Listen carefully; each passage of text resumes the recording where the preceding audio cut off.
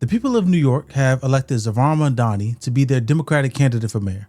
He's a young guy. He's echoing a lot of the things that Bernie Sanders said way back in 2016, the things that made Bernie popular. Free buses, higher wages, tax the rich, things that sound good on the surface, but they aren't going to work out the way that people think. Cuomo conceded in Tuesday's primary after trailing by roughly 70,000 votes. The New York Post asking for a lifeline on today's cover, calling Mamdani's victory a, quote, political earthquake, not just for the city, but for the entire state of the Democratic Party. And this might be why. Here are just some of his plans for New York City. Watch.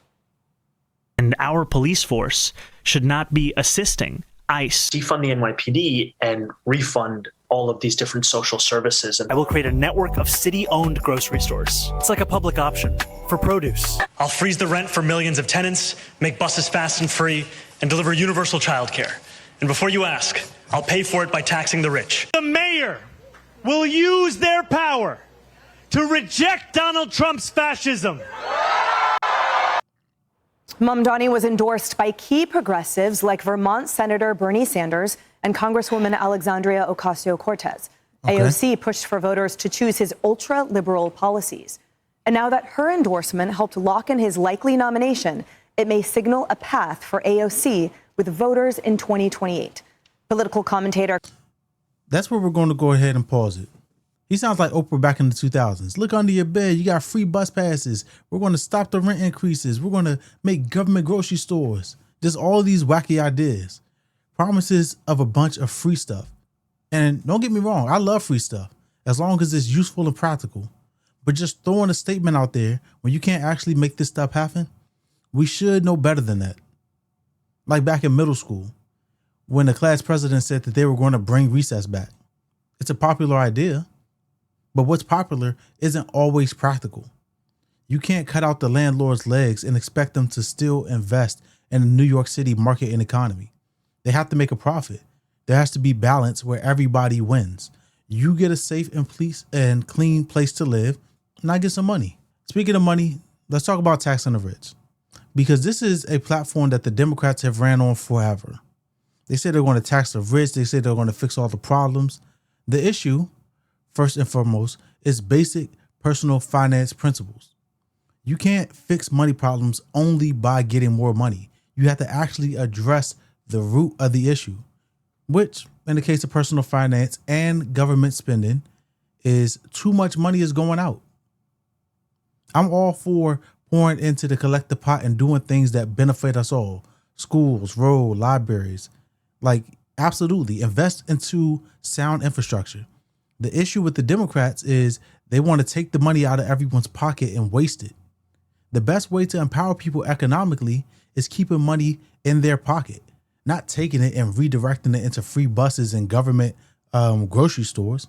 Because I can pay for my own bus and my own meals and my own food if you don't steal money from me. And then they say, oh, we'll just raise the taxes and make everything more affordable, or raise the minimum wage. Excuse me. Let's do some math. If I want to hire 3 people at $20, that costs me $60. That's my whole budget.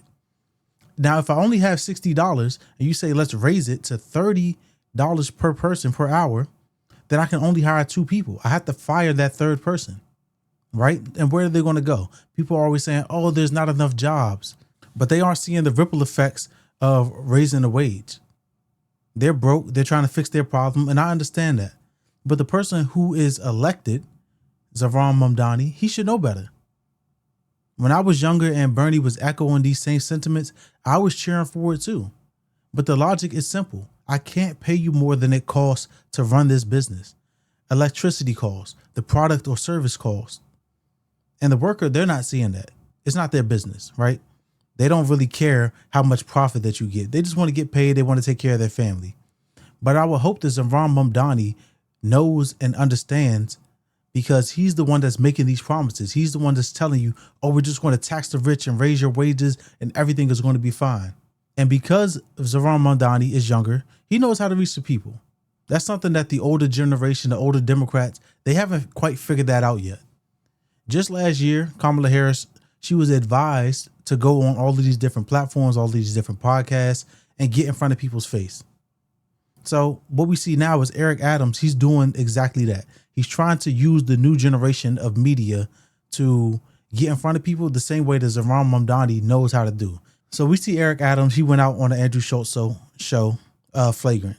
It's a step in the right direction for Democrats, but nobody uses the internet as well as us millennials. That's why you saw Zohran Mamdani. He's all over on TikToks. He's doing street interviews. They even pulled up old videos of him being a rapper as if that was going to discourage people from voting for him. People care about the policies. They don't care about the fact that you used to be a rapper, right? They just want what they think is effective for their families. So Zohran Mamdani, he's coming in with the Bernie approach. He found a way to be polarizing and have clips go viral so people can see his face. He was not a favorite when this all started. And if it's anything that I like about his campaign, it's that. Because the people of my generation, they're not going to watch cable news. If politicians want to win with the internet generations, like my generation, the generations that are coming after us, they have to communicate in clear sound bites. They're so used to being able to talk and get these long-winded points out where nobody can understand them. And then they hide behind those responses because we're confused about what they actually think. Right now, they're at the primary. If they go to the general election, if he wins in November, I am curious about the ripple effects this is going to have, because he forced like career politicians, Cuomo and Eric Adams, he's forcing them to run as independents. And it's a waste of time and money, because the people of New York City, they've already spoken. They said, hey, we're not exactly meshing with the ideas of this older generation, of these older movements. So whatever Democrats have done in the past is not working. People are looking for solutions, and giving away free everything and establishing government grocery stores is not the way.